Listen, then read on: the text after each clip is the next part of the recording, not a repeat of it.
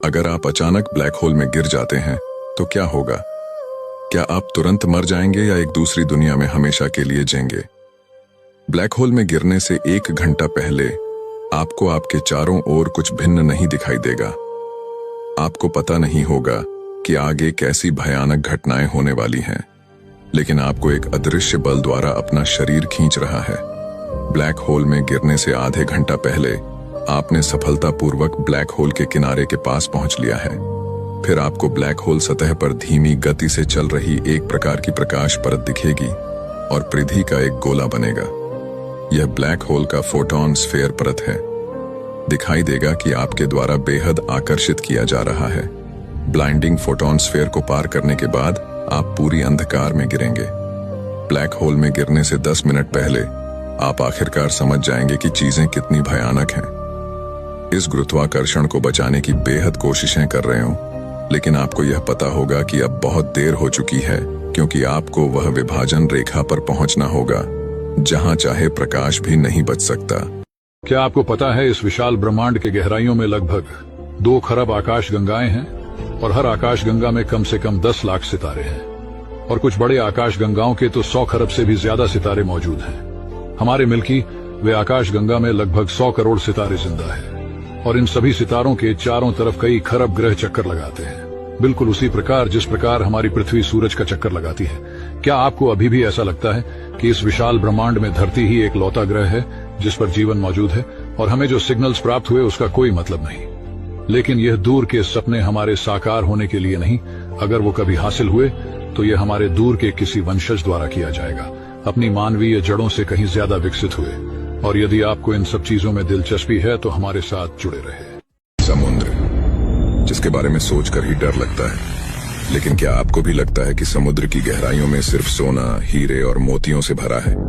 तो आप गलत सोचते हैं। समुद्र की सबसे गहरी जगह है मारियाना ट्रेंच, जो प्रशांत महासागर के अंदर एक विशाल 2550 किलोमीटर में फैला हुआ गड्ढा है जो 8 किलोमीटर गहरा है, जिसके अंदर बिल्कुल अंधेरा है। यहाँ न जाने कैसे जीव रहते होंगे।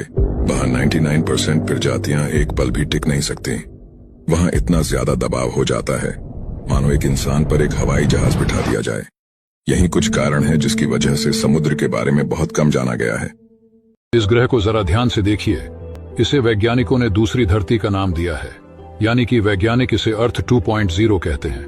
बिल्कुल हमारी पृथ्वी की तरह दिखने वाले इस ग्रह का नाम है केपलर 452b, जो कि पृथ्वी की ही तरह दिखने वाला नया ग्रह है। इस ग्रह को 2015 में नासा के वैज्ञानिकों द्वारा ढूंढा गया था। नासा के मुताबिक यह ग्रह पृथ्वी का उन्नत रूप है, जो हमारी पृथ्वी से लगभग 1800 प्रकाश वर्ष की दूरी पर है, और इस ग्रह की खोज केपलर टेलीस्कोप की मदद से की गई है। नासा के वैज्ञानिकों का कहना है कि इस नए ग्रह पर जीवन के लिए पर्याप्त साधन मौजूद है। केपलर 452b पर समुद्र के साथ साथ ज्वालामुखी भी पाए गए हैं और इस ग्रह का ग्रेविटेशनल पुल भी पृथ्वी से मजबूत है। यह पृथ्वी के ही तरह ना ही ज्यादा ठंडा और ना ही ज्यादा गर्म है, यानी कि यह अपने सूरज से पर्याप्त दूरी पर है, जिससे यहाँ पर जीवन पनपने के लिए पर्याप्त संसाधन होने की संभावना है। और यदि आपको इन सब चीजों में दिलचस्पी है तो हमारे साथ जुड़े रहे। आपने अक्सर फिल्मों में इस तरह की कलरफुल लाइट्स को जरूर देखा होगा। इन लाइट्स को ऑरोरा बोरियालिस कहा जाता है। ये लाइट्स अक्सर साउथ पोल और नॉर्थ पोल में देखने को मिलता है। अगर आपको ये पता होगा कि पृथ्वी खुद एक बहुत बड़ी चुंबक है, तो आप ये खूबसूरत नजारे को आसानी से समझ सकते हैं। सूर्य से निकलते चार्ज पार्टिकल्स और सोलर विंड लगातार पृथ्वी पर हमला करती रहती है। यह सोलर विंड एक तरह से इलेक्ट्रिक करंट की तरह काम करती है। हमारी पृथ्वी की मैग्नेटिक फील्ड इस करंट को उत्तर और दक्षिणी ध्रुव की ओर पहुंचा देती है। जब यह हमारे वायुमंडल में पहुंचती है तो हवा में मौजूद ऑक्सीजन और नाइट्रोजन के मॉलिक्यूल्स बहुत बड़े फ्लोरोसेंट लाइट बल्ब्स की तरह चमकने लगते हैं। इसी कारण से हमें ऑरोरा देखने मिलता है। अगर स्पेस स्टेशन से इसे देखा जाए तो कुछ इस तरह दिखेगी। 2016 में वैज्ञानिकों को स्पेस से एक सिग्नल मिलता है जो कि 5 बिलियन लाइट ईयर दूर से आ रहा था। इसका मतलब कि जब उस सिग्नल ने अपनी जर्नी शुरू की होगी, उस वक्त हमारी पृथ्वी एग्जिस्ट ही नहीं करती थी, क्योंकि हमारी धरती 4.5 बिलियन ईयर्स ही पुरानी है और वो सिग्नल हमारी पृथ्वी के पैदा होने से पहले ही छोड़ दिया गया था। कुछ वैज्ञानिकों का मानना है कि यह सिग्नल हमें किसी दूसरी दुनिया से मिला है। क्या आपको अभी भी लगता है कि हम इस विशालकाय ब्रह्मांड में अकेले हैं? कमेंट में अपनी राय जरूर दें और ऐसे ही इंटरेस्टिंग साइंस वीडियोस के लिए फॉलो करना ना भूलें। क्या आपको पता है आमतौर पर सोचा जाता है कि यह विशालकाय ब्रह्मांड अनंत है जो कभी खत्म नहीं होगा, लेकिन क्या आपने कभी इसके बारे में सोचा है कि अनंत ब्रह्मांड की वास्तविक आकृति कैसी होती है? ब्रह्मांड खुद 13.7 अरब प्रकाश वर्ष पुराना है और जहां तक हम जान सके हैं यह 93 अरब प्रकाश वर्ष चौड़ा है। इस विशाल बुलबुले को हम देखने योग्य ब्रह्मांड कहते हैं, लेकिन उसके आगे क्या है यह कहना मुश्किल है।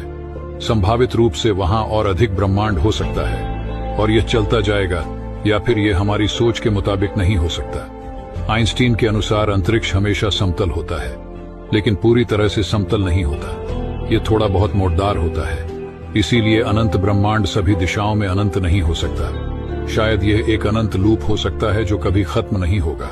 क्या आपको पता है ग्रह सूर्य का चक्कर लगाते हैं, इसलिए पृथ्वी और सबसे बाहरी ग्रह नेपट्यून के बीच की दूरी बदलती रहती है। औसतन देखा जाए तो प्रकाश इस दूरी को तय करता है लगभग 4 घंटे में। पृथ्वी से हम जो नेपट्यून देखते हैं वो हमेशा 4 घंटे पुराना होता है, यानी 4 लाइट आवर्स दूर। मगर सौर मंडल के ग्रहों की दूरी सबसे बाहरी ग्रह के भी तारों और गैलेक्सियों की विशाल दूरी के आगे तो कुछ भी नहीं है। जैसे ही हम सूर्य के आसपास वाले इलाके से बाहर निकलते हैं, तभी दूरी नापने वाली यूनिट बदल जाती है। लाइट आवर्स के बजाय लाइट ईयर्स। लाइट ईयर असल में कॉस्मोस का पैमाना है। एक लाइट ईयर यानी 10 ट्रिलियन किलोमीटर्स, यानी करीब 6 ट्रिलियन माइल्स। ये भी दूरी की यूनिट है, जैसे कि मीटर या माइल। ये दूरी लाइट लगभग 1 साल में तय करती है। सूर्य का सबसे नजदीकी तारा प्रॉक्सिमा सेंचुरी पृथ्वी से 4 लाइट ईयर से थोड़ा सा ज्यादा दूर है। 4 लाइट ईयर्स की दूरी कितनी होती है? नासा का वॉयेजर स्पेसक्राफ्ट 56,000 किलोमीटर प्रति घंटा से भी तेज चलता है। इतनी जबरदस्त रफ्तार के बाद भी वॉयेजर को हमारे सबसे नजदीकी तारे तक पहुंचने में 80,000 से भी ज्यादा साल लगेंगे, और प्लेडिस क्लस्टर के तारे 400 लाइट ईयर्स दूर है। मगर आप हमारे साथ जुड़े रहिए घर बैठे ब्रह्मांड के दूर दराज मौजूद सारे रहस्यमयी चीजों के बारे में जानने के लिए।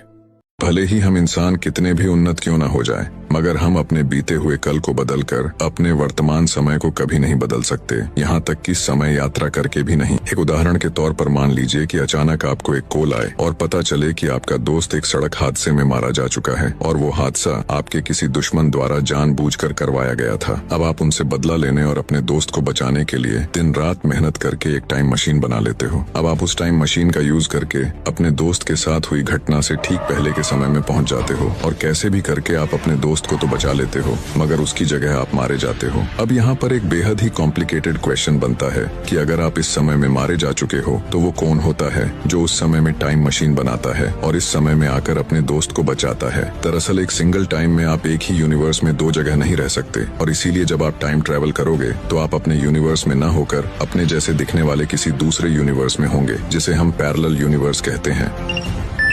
मेरी एक थ्योरी है हम इंसानों की उन्नति को लेके। मैं एक अंतरिक्ष यान से सफर कर रहा हूँ और अचानक एक ऐसे सभ्यता के पास पहुंच जाता हूँ जो अपने प्रारंभिक अवस्था में है। मुझसे उनका ये दर्द नहीं देखा गया और मैंने उन्हें कई चीजों को निर्माण और उपयोग करना सिखाया, लेकिन मुझे कुछ सालों में ही अपने ग्रह पे वापस आना पड़ा, क्योंकि मेरे ग्रह पे परमाणु युद्ध हो रहा है। इस युद्ध से मेरा पूरा ग्रह विनाश हो गया। परमाणु ऊर्जा के कारण कई सालों बाद हर चीज खत्म हो गई है।